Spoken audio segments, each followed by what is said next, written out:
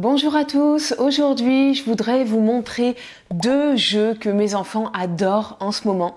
Le premier c'est un jeu de construction et le deuxième, surprise. Le premier, un jeu de construction de la marque Jeux Jura, c'est ce que j'ai offert à mon petit Gaël à Noël. Et alors la marque est super, c'est une marque française, c'est produit en France, donc je recommande à 100%. Je l'ai eu sur le Bon Coin, parce qu'on en trouve plein sur le Bon Coin, donc beaucoup moins cher. Il y a plein de versions différentes, celui-ci c'est mon premier chalet en bois.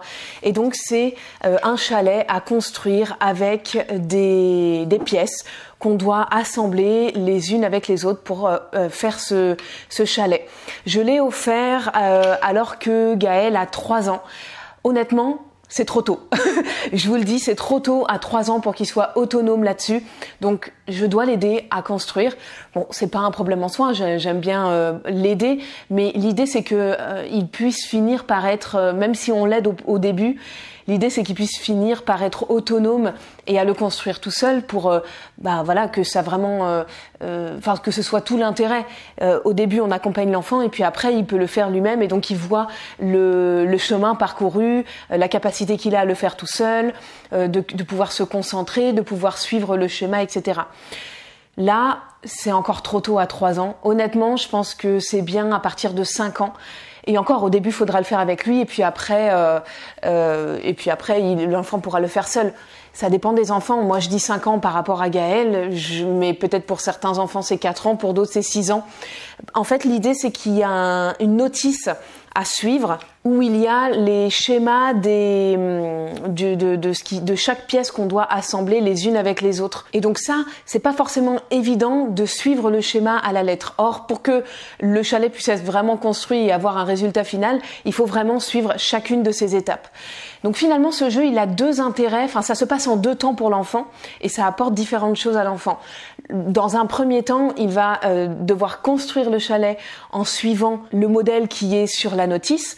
Donc ça lui apprend à respecter des séquences, des actions séquencées. Ça lui apprend à respecter un plan. Ça travaille son observation, sa concentration et sa motricité fine puisque il y a vraiment un travail de dextérité à faire. Et puis ce qui est intéressant dans ce jeu, c'est qu'il y a un deuxième temps finalement de jeu libre où l'enfant va pouvoir travailler son imaginaire, sa créativité. Il va pouvoir prendre des petits animaux et se créer un petit scénario, des histoires dans son imagination une fois que le chalet est créé. Donc il y a vraiment ce premier temps de construction et le deuxième temps de jeu libre où il peut vraiment laisser sa créativité se développer et se déployer. On passe maintenant au deuxième jeu que mes enfants adorent. Et alors en fait c'est les puzzles, mais bon il y en a plein que je vais vous montrer. Moi je suis fidèle à Ravensburger parce que c'est une super marque, les pièces sont solides, épaisses. J'en ai essayé d'autres, je vous en parlerai tout à l'heure. Mais du coup, Ravensburger, c'est vraiment une qualité assurée. Vous êtes sûr que le puzzle va durer dans le temps. Alors, on en trouve aussi beaucoup sur le Bon Coin. Il y en a certains qui viennent du Bon Coin, il y en a d'autres qui viennent que j'achète neuf parce que je les trouve pas sur le Bon Coin et que ça correspond. Pourtant, je veux ce puzzle-là en particulier parce que ça correspond à un centre d'intérêt de mes enfants. Par exemple, Léo était passionné au début, à 4 ans. La première fois, on lui a présenté ce puzzle. Il était passionné de pompiers, etc. Donc, ça faisait appel à sa sensibilité et à son intérêt à lui du moment. Donc, c'est important de choisir le puzzle en fonction de ça. Il y avait marqué 6 ans, mais ne vous fiez pas à l'âge qui est écrit sur la boîte parce que ça veut rien dire. Celui-là, on l'a proposé à 4 ans pour Léo, ou peut-être 4 ans et demi. Et bon, il n'y avait pas de problème pour le faire. Alors au début avec notre aide et puis très vite tout seul. Ça dépend des enfants. Il y a des enfants qui peuvent faire ça, s'il y a un enfant par exemple qui a commencé les puzzles beaucoup plus tard, celui-là à 6 ans, ça va être tout à fait adapté. Ça dépend de l'habitude qu'ils ont à faire des puzzles. Donc, et Léo, on lui en avait proposé d'autres avant, des petits, des beaucoup plus petits, d'autres marques, je ne me souviens plus, mais donc on est allé crescendo. On n'a pas commencé au tout début avec celui-là. On avait commencé peut-être vers 3 ans et demi, quelque chose comme ça, avec des petits puzzles, et on était vite monté parce que lui présentait vraiment un intérêt grandissant pour les puzzles. Mais il y a d'autres enfants, voilà, vous faites évidemment selon leurs intérêts. Mais les puzzles, c'est vrai que c'est assez génial pour développer la concentration de l'enfant, son sens de l'observation, la patience, le fait d'anticiper aussi les tâches, parce que, par exemple, on va se dire que ça, en fait, on peut l'aider, à organiser son travail et à structurer un peu les étapes. C'est-à-dire que le rouge, on les met de côté parce que c'est les camions, ensuite on met le jaune de côté parce que c'est l'immeuble, ensuite on met le bleu de côté parce qu'on sait que c'est le ciel. Et en organisant comme ça son travail, il va pouvoir être de plus en plus autonome pour faire les puzzles tout seul. Donc ça, c'était le premier, les pompiers, vers 4 ans, et donc c'était un 100 pièces. Et puis ensuite, on est monté vers ça. Alors ça, il a mis beaucoup de temps à réussir à le faire tout seul parce que il est hyper, vous voyez, il y a plein de petits animaux, c'est assez complexe. Ensuite, on est passé à 200 pièces. Celui-là, c'était 150. Celui-là, c'est 200 pièces. Les dinosaures, fan de dinosaures évidemment, celui-ci est hyper compliqué, mais toujours pareil, on augmente petit à petit, on lui aurait jamais présenté celui-là au début, et aujourd'hui on est sur celui-là que j'ai pas trouvé sur le Bon Coin, du coup je l'ai acheté neuf sur l'espace, puisqu'il est en ce moment hyper intéressé par le système solaire, l'espace, les planètes, etc. Donc ça répond toujours à une envie, un centre d'intérêt du moment. Toutes les pièces bleues sont très difficiles à faire, mais vous voyez, il y a beaucoup de pièces qui se ressemblent. Donc pareil, il faut toujours aider l'enfant à structurer les étapes. D'abord, on fait les planètes, la Terre par exemple qui est grande avec des pièces qui sont très facilement reconnaissables. On lui dit de les mettre de côté. Ensuite, on lui dit de faire le soleil, de mettre le soleil de côté. Bref, on fait chaque planète une à une. Et après, on les regroupe les unes avec les autres et c'est beaucoup plus facile comme ça, et ça apprend à l'enfant d'anticiper, de planifier son travail. Donc c'est quelque chose d'hyper important, la planification des tâches. Et ce que je vous invite à faire sinon, c'est toujours à impliquer votre enfant au moment où vous choisissez un jeu comme un puzzle pour lui. C'est nous généralement on va sur la page où il y a tous les puzzles et puis on lui demande lequel il aimerait. Quand on voit qu'il commence à se lasser, celui-là on vient juste de lui proposer, mais pendant longtemps il a eu les mêmes. Aujourd'hui maintenant il les fait en une demi-heure, donc ou 3/4 d'heure tout seul. Donc on voit que maintenant c'est l'habitude, c'est la facilité. Donc il fallait lui apporter un nouveau challenge et c'est pour ça qu'on a choisi celui-là. Mais on est allé sur la page internet, on a regardé tous les puzzles et c'est lui qui a choisi celui-là.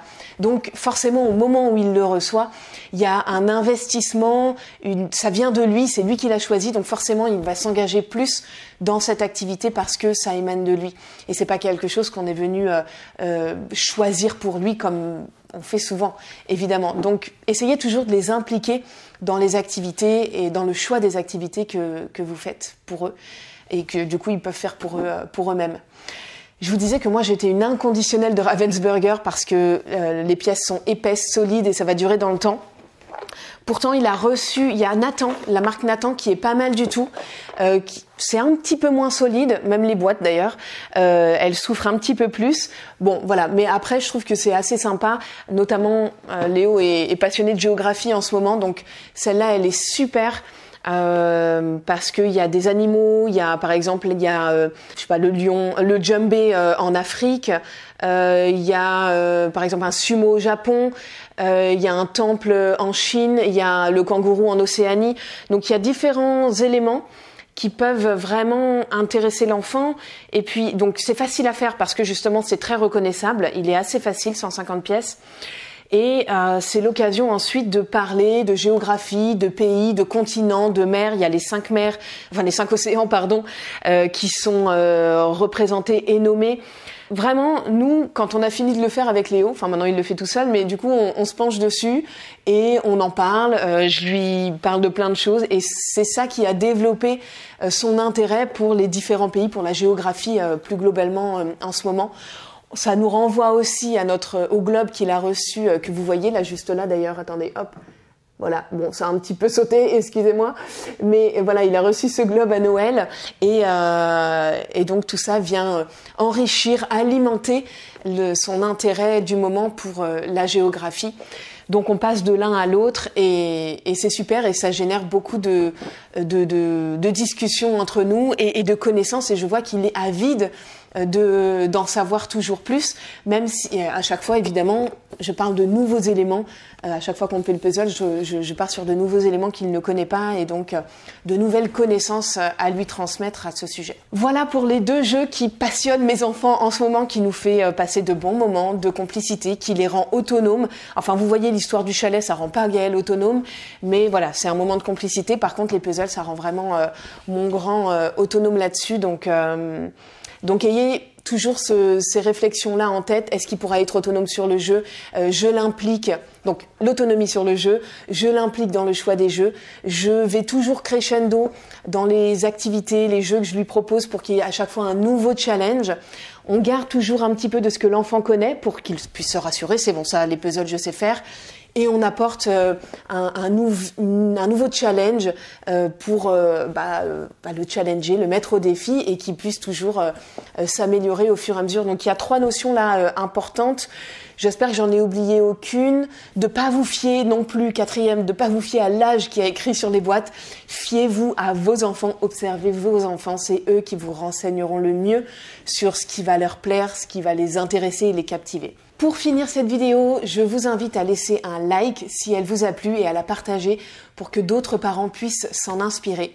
Et puis n'hésitez pas, jeudi soir prochain, j'organise une conférence en ligne gratuite sur la pédagogie Montessori, si ça vous intéresse, si vous avez envie d'avoir des informations sur comment appliquer la pédagogie Montessori à la maison avec vos enfants, parce que tout le monde n'a pas la possibilité de placer ses enfants en école Montessori pour une question de budget, pour une question de géographie ou autre, et bien, ou pour une question de conviction évidemment, mais que vous avez envie de vous inspirer de cette pédagogie à la maison pour harmoniser votre quotidien en famille, eh bien, je vous invite à cette conférence qui est gratuite, qui sera jeudi soir prochain à 21h en ligne.